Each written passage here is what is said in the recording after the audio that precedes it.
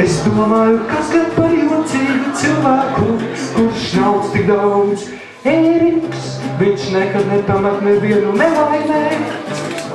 Viņš ir labais tēvs. Sveiks, Ērika! Pastāsti, kas otrdien pasākums Spēcdagāvos? Spēcdagāvā otrdien būs Hibisku festivāla kārtējais pasākums, kuru laikā jums būs iespēja vērot unikālu, vienreizēju audio-vizuālu performanci, kuras rezultātā mēs mēģināsim sasniegt pilnīgu domas brīvību un nodot to arī mūsu dārgajiem un pavisam dārgajiem skatītājiem. Lieliski! Nu, klausies, varbūt pastāsti, kādas tev ir izjūtas, kad tu uzkāp uz skatuves un stāstu? Izjūtas ir īstenībā tādas, ka tad, kad tu tur esi un stāsti to stāstu, tu esi pilnīgi atrauc no visa. Tu nejūti ne telpu, neko, kur tu esi, un tu pat nezini, pat neapzinājies, ka tu esi uz tās skatuves, ka tu uzstājies, jo es nedomāju, ka tā īstenībā ir uzstāšanās, tā ir vienkārši savas zemapziņas iztīrīšana tajā brīdī, un pēc tam ir tukšums. Tāds, pilnīgs tukšums doma, un tad sākam krāt no jauna. 2, 1! Aiziet! Tā es atkal esmu nokritis ceļos baznīcā. Baznīcā, kur es redzēju, kā mana māsa sarkanās skaidrās tika kristīta. Mana māsa tur tika kristīta. Māsa. Tā nebija Marija, tā bija mana māsa Anna. Mana māsa, svētā Anna, ar skaistu frizūru.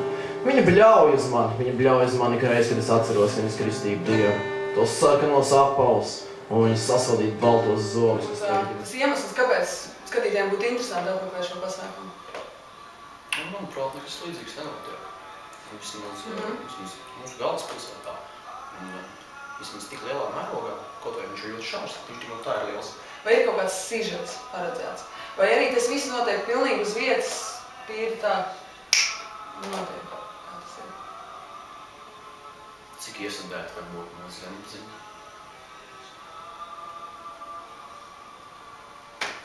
Līdz skumjas, kas ir tikai aiz pludmalē, sēžot vienai. Jo kāda jēga iet uz pludmali viskaistākajā telpkustībā, ja tu esi viena, un ja neviens uz tev neskatās? Kāda jēga? Tad tu varētu sēdēt vecās mātes halātā, tajās sasaldītajā pludmalē ar neskūtām kājām. Bet nē, tu tomēr ej uz biglu. Nu jā, iepriekšējā pasākumā es arī ievēroju, ka tu tā diezgan, tā nopietni tu spēj paņemt skatītājus ar tieši savām emocijām un tiem pārdzīvojumiem, ko tu ieliek. Varbūt daži skatītājus ņem uz smiekliem, bet tu tieši ar šo skumīgo tā kā vairāk. Sirds pulsē stiprāk, te pēdējā brīdī sirds vienmēr pulsē stiprāk, jo 3 sekundēs 66 gadi pārslīdēs, un tā apstāsies tā sirds. Sirds apstāsies, tikai melnbalts savu dzīvi, melnbalts dzīves līdēs garām. Iepriekšējā pasākumā Harijs uztaisīja ļoti foršu dziesmu par Ēriku. Kas tev būtu sakāms? Jā. Mēs varējām arī skatīties video. Vai šajā pasākumā, kas būs otrdien, jūs ar Hariju arī plānojat kaut ko spēlēt, improvizēt? Mēs ar Hariju neplānojam, mēs darām. Kā James Bonds. Tad jau mēs sagaidīsim atkal jaunas interesantas dziesmas. Man vēl ka jā. Jo mēs neesam resni, mēs esam pilni ar mūziku, kā kombīnes.